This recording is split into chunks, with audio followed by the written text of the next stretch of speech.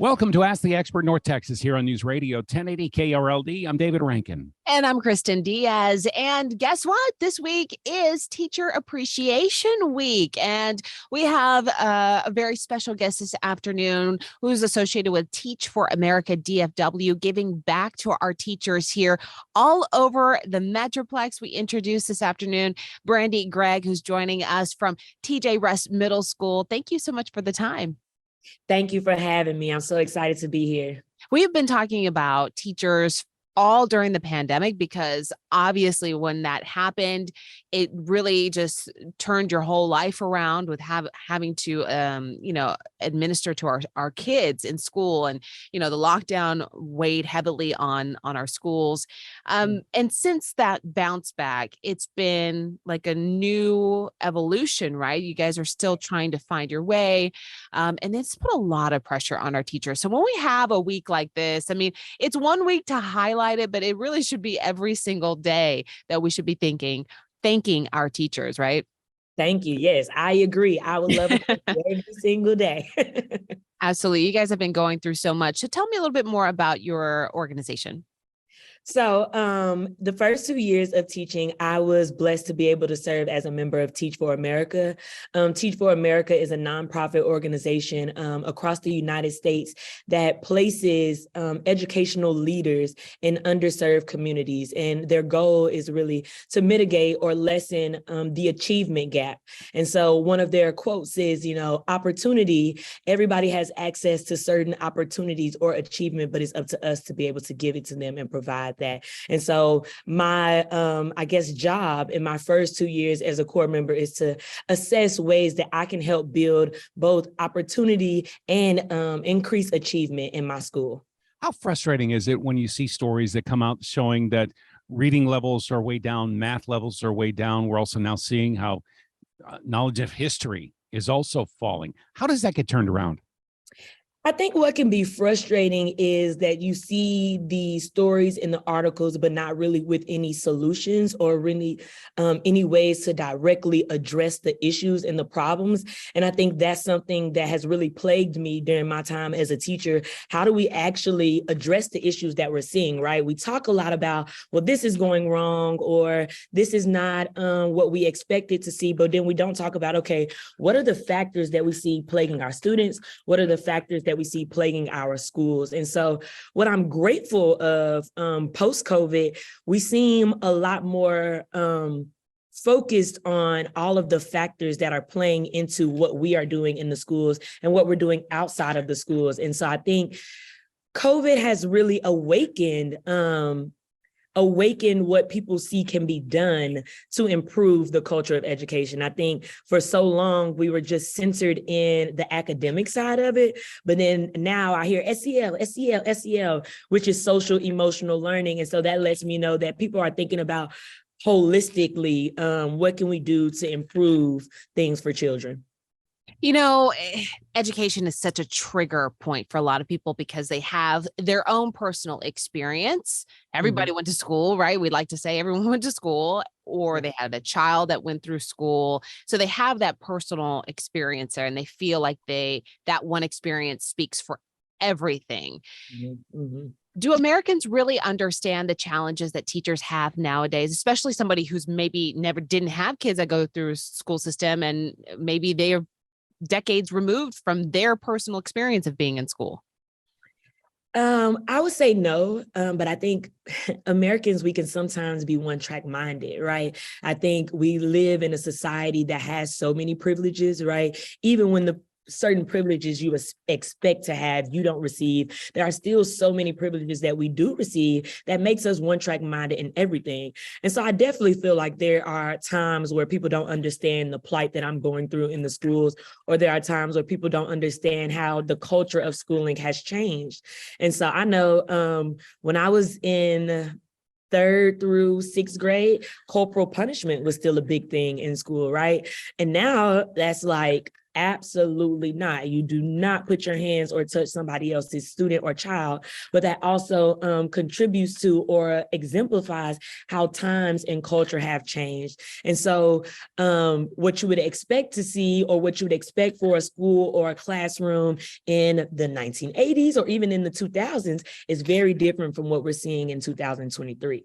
And there's also in some school districts, and I'm not sure if it's in yours as well, there is less of a focus on homework. In a lot of cases, homework isn't counted towards any grades. And I can say, so in my school district, with some things like homework, we have a little bit of autonomy. And so it's not necessarily a requirement, but schools can decide that that is something that they want to prioritize.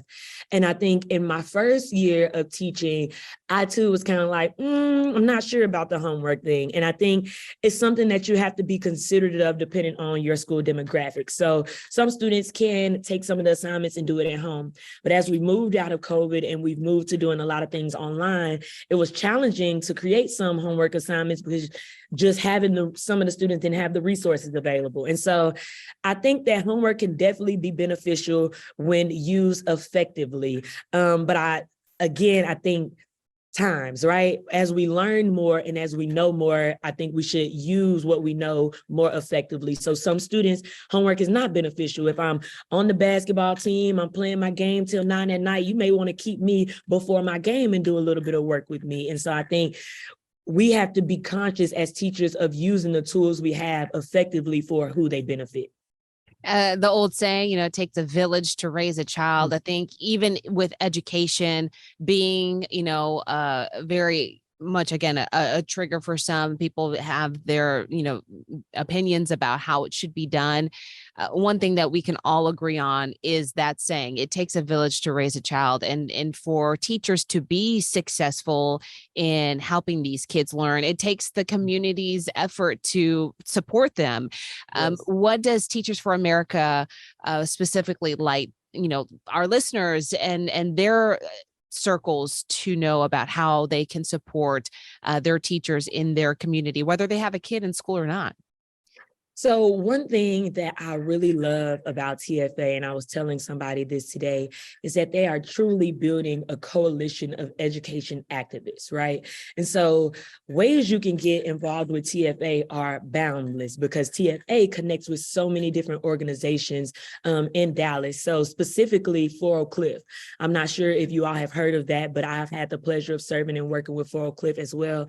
And they have many different events and programs to support their community, but that also that people can get involved in. So I think one way that you can support TFA is by supporting what Dallas is doing for education. And so Commit is another partnership that works with TFA, communities across Texas, Educate Texas, Ready to Work. So getting involved in this work that we're doing, I think what we're learning is that education is not just in the school and it's not just school leadership, it's systemic work. And so there are a bunch of organizations in Dallas who are working to change the landscape of education in Dallas. But I also think it's very important that it is community-based.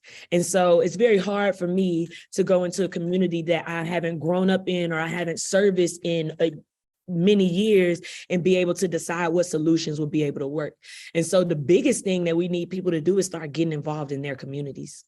One thing that just came out from the Dallas Independent School District, the superintendent held the State of the District address on Friday, and she says something that I think a lot of teachers wanted to hear, and the official quote is, "Teaching for the sake of preparing students to take a standardized state test is officially dead." That teachers are going to be allowed to teach the curriculum and not try to gear it towards STAR testing. Right. And I will say I have felt that push from Dr. Elizalde, and I appreciate it because As someone who I went to college and I studied political science and economics. So before Teach For America, I actually had no plan to become a teacher. But I got involved in community development work, specifically with children, which led me into the classroom. And so my goal is not to perfect English curriculum. My goal is not for you to perfect English curriculum and not know all the idioms in the world. But my job is to build critical thinkers, right? And to build leaders and students who can go out into this world and engage with and change this world. Specifically, I have a student who recently started a petition to be able to change the school lunch in Dallas ISD, Xavier Roberts.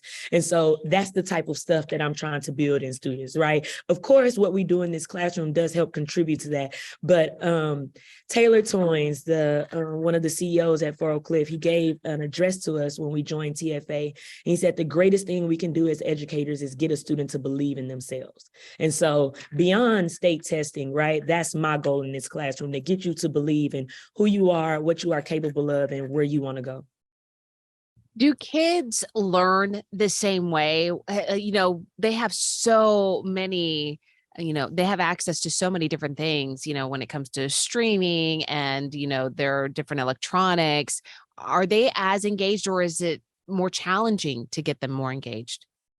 Well, I think that it can be more challenging, but I think creativity, right? I think innovation and creativity is one of the greatest strengths that we as teachers have. And I think all teachers are creative, right? The creativity spectrum may vary, but I think one thing you learn as a teacher is how to engage, right? And so I do think that post-COVID, we have seen that engagement is different, right? And so before COVID, students may have been more encouraged to talk and discuss in class. And I'll tell you a secret. My first year teaching was during COVID. And so I can barely speak pre-COVID.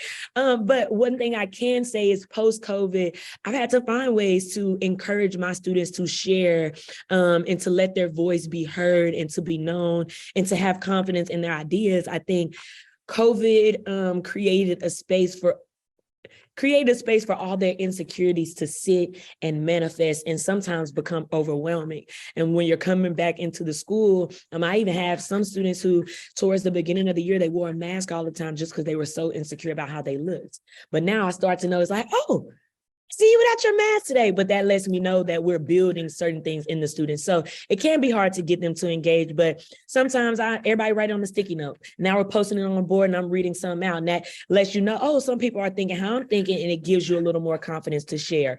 Or we'll all type our answer in Google Classroom and you get to see everybody's answer. And so it can be hard to get students to engage, but I think the beauty of being a teacher is you find creative ways to get the job done. One thing about the pandemic and having all the kids go virtual learning was they kind of forgot how to interact with other kids now that they're back in school together for a longer period of time. Now, do you see kids now able to talk to each other as Yeah. opposed to texting each other, leaving voice memos to each other? They actually engage with each other one-to-one and one in a group? What I can say is unique about my school is we collect all phones at the beginning of the day. Yes. And so I think that has helped contribute to pushing the students to talk to each other. And I really love it because sometimes we hide behind these phones. We hide our personalities. We hide our true selves. We hide what we're feeling. Then we're reading somebody's message and we don't know how they felt or how we don't know how to receive it. Exactly. Then we're in it like that. And so I don't know what the teacher said because I'm texting my friend or somebody posted this video of me that they really need to take down. And now I'm stressing and I'm anxious. And so I think that social media phones are just so fast, right? And that's the point of it, but it also is moving so fast that students are trying to keep up with it at every moment of the day. And so taking the phones away has definitely helped students start engaging a lot more with each other. And I can even speak to one of my students who transferred to this school at the beginning of the year.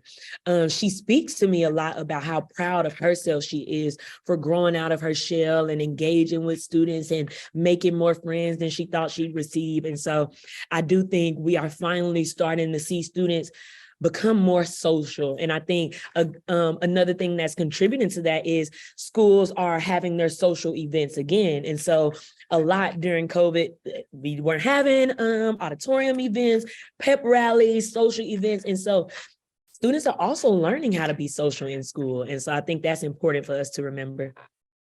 I know they're getting used to being social with their parents again. When that school book fair comes around, they'll be like, "Oh, I want to talk to you now about Exactly. that was happening in my I house." wanted all the cool pens and pencils, so I know exactly Yeah. what you mean. But speaking of engagement, you have a couple of events coming up for our teachers in honor of Teacher Appreciation Week. What are the meals that you guys have specifically planned? So Teach For America is giving out meals. I believe on Monday, they have chosen 2 schools where they'll be giving out meals. They haven't told us exactly what it is, but what I've learned with Teach For America is when they keep it on the hush hush, that's the most exciting. And so I'm really excited to see what goodies are going to be there. I know they're also having a bowling event, and there were so many prizes on the bowling list. I didn't win a prize last year. Ooh. I'm gonna be honest. But what I can say, my teacher mentor or my mentee, we can count on my hands and hers how many things she won. So I think I won vicariously through her. And she was really excited about it. We had a really tough year. And so I was excited that she was able to receive so much love during the week that was meant to love on us. But I got my fingers crossed for myself this year. TFA loves to give concert tickets. I think I saw either some baseball or basketball tickets. So you definitely want to be in attendance at these events. I'm not 100% sure about the logistics, but I know you can find information at teachforamerica.org. Very cool. And how is the camaraderie right now amongst teachers? Well, I think that one thing I love is collaborating. And so I am a big brain. I have a big head. So I don't know if you can tell, but I have so many ideas that come to me so fast. Yeah. And sometimes I just need somebody to say, hey, let's structure it, right? Hey, let's put it over here. Or, hey, I saw that you were not as excited about this, but do you have an upgrade? Yeah. And so I appreciate the authenticity that teachers have. I think there's a lot of love that we give to each other because we know being in this work, it takes love and it takes excitement. And so going in and working with teachers is fun because all of us are like, all of the time, right? Because we realize how much energy it really takes to do this work effectively. But teachers are also so real with each other. And I appreciate that as somebody who's continuously always trying to truly learn and grow. I need honesty, and teachers are willing to be honest with each other and say, no, that's not going to work. That does not look good. I do not want to do that. And so I love being in this space. I love being around these type of people. It takes a big personality to change other people. And so these are change agents that I work with every day. And so camaraderie, leadership, just everything that I receive from these people continuously pushes me. You said you have a mentee. Is mentorship still as strong between generations of teachers who maybe are who have been in the game for a while, and so they have more old school tactics versus some newbies that are very proficient with the whole social media, language and engaging with students that way? Is there a disconnect or is there an actual bridge? So I wouldn't say there's necessarily a disconnect, but I would say there's a culture shift. And so especially post-COVID, I think a lot of our traditional or what you would consider old school teachers have started to retire as the culture is changing, as mandates are changing, as we're moving to technology, as we're getting these new platforms. It's a lot. And so a lot of our older teachers at my last school, I saw a lot of teachers leave last year, but then I do see that they're coming in to sub and they're coming in to support. And so what I see more is a passing of the torch. And I think that I'm starting to see a lot more of the younger generation in the schools and a lot more revering of the younger generation by older generations, right? And just a lot more excitement for that tenacity. How much would it just make your day to find out just one student used you as someone that inspired them to success? it would make me cry. So I'm so emotional. I'm literally moved to tears almost every day. And so the student who actually did the food proposal is on my debate team. And we have worked really hard this year, just honing our personality, honing our passion, and being able to deliver that in a way that is received. And they came in here screaming, jumping, clapping today about how excited they were to be able to present their presentation to school board leaders, and had to step out for a moment. And so I think that, of course, you get in this work to see that you're changing people's lives, that you're making a difference, that you're inspiring students. But then when you actually have students turn around and look at you and like, man, this year without you would have been hard, it's still like, God is still helping me resonate with how powerful and impactful I am. And so I think that's the big thing. You don't realize how powerful you are until you see it from somebody else. And it's still a constant daily reminder for me. Absolutely. Brandi Gregg with TJ Musk Middle School, and also for Teach For America DFW. Thank you so much for your time. We really appreciate it. Thank you for having me.